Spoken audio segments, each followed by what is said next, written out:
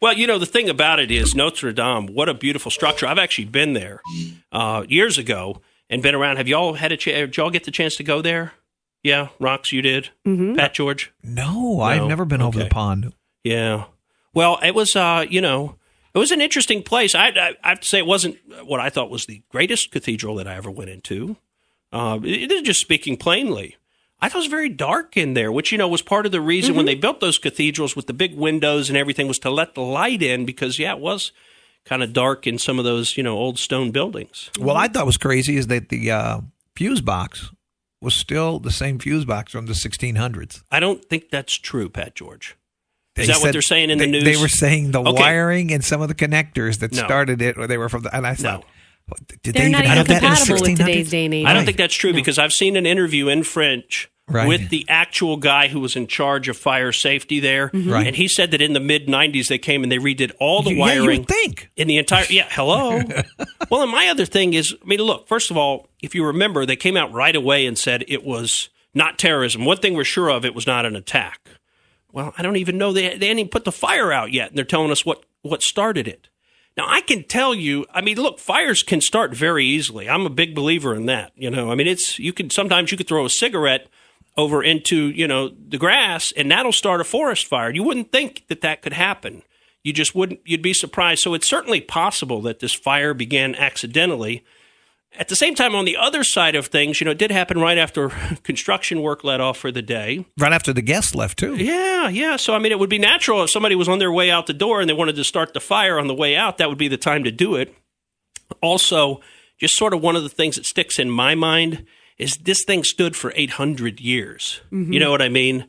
So if it was that easy to start a fire there, it probably would have already happened by now and the thing would have burned down, but it stood for 800 years. And when the wood gets that old, a lot of people probably think, oh, it's old and dry, so it burns like tinder.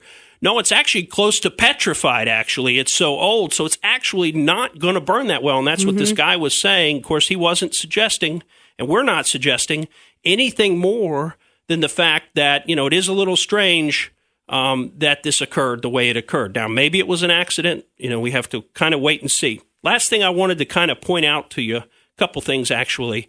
Back in 2016, there were some articles, and you may have forgotten about them because, the news cycle's so thick with information anymore, but it talked about actual ISIS sleeper cells throughout Europe. They called them crocodile cells for some reason, but these crocodile cells throughout Europe that were going to be attacking Europeans.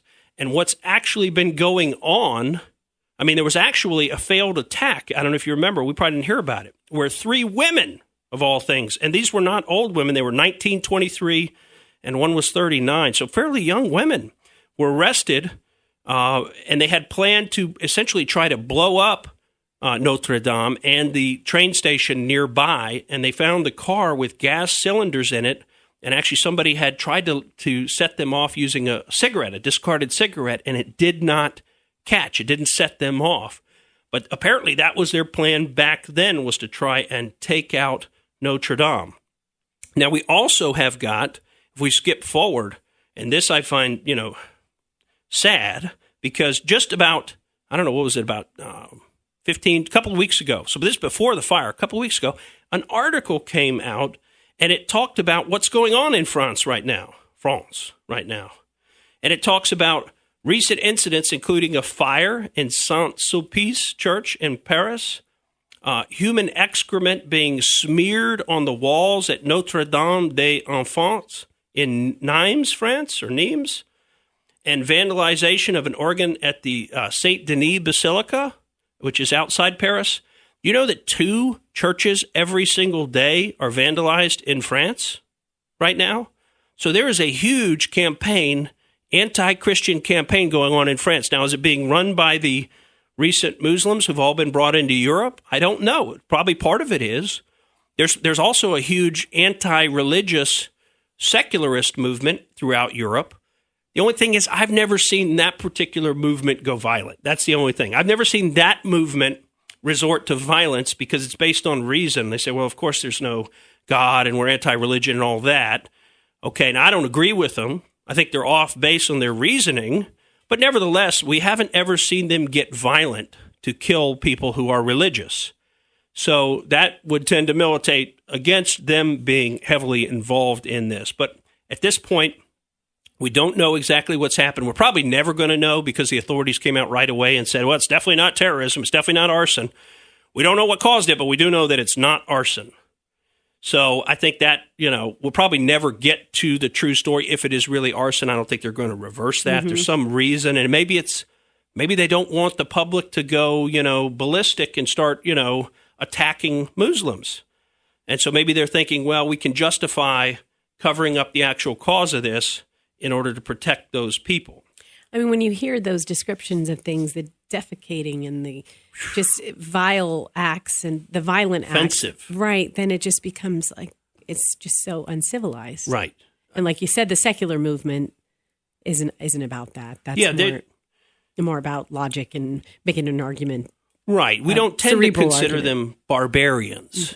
But, others, I don't know. So we'll wait and see. We're going to wait for some more information on that. But if you're thinking about this, folks, just remember, ISIS tried to blow up Notre Dame once.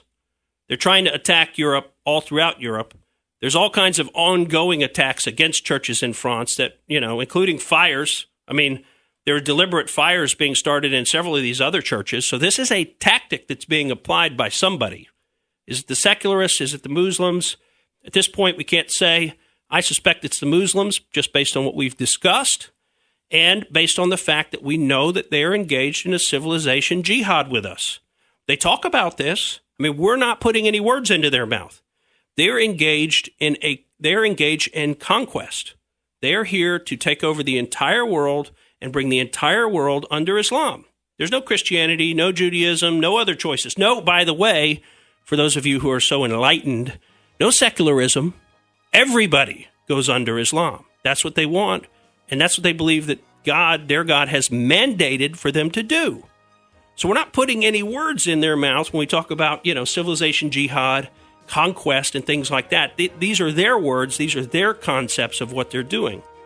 So I think we have to take all of that into account as we analyze and evaluate what's going on. Well, we've got so much more to cover. We haven't even talked about the Mueller report. I wanted to get to something about the border as well. And then I don't think it would be right if we didn't at least mention a few things again about Julian Assange. And then, of course, we've got to get to our Out There Yet today. So we've got a lot left to cover, folks. Hope you're enjoying it. Stick around. We'll be right back on The Morgan Streetman Show. Thank you for listening to The Morgan Streetman Show. We hope you enjoyed what you heard, and if you did, please click like and subscribe to help us out. And remember that we recommend that you exercise your brain at least once a week.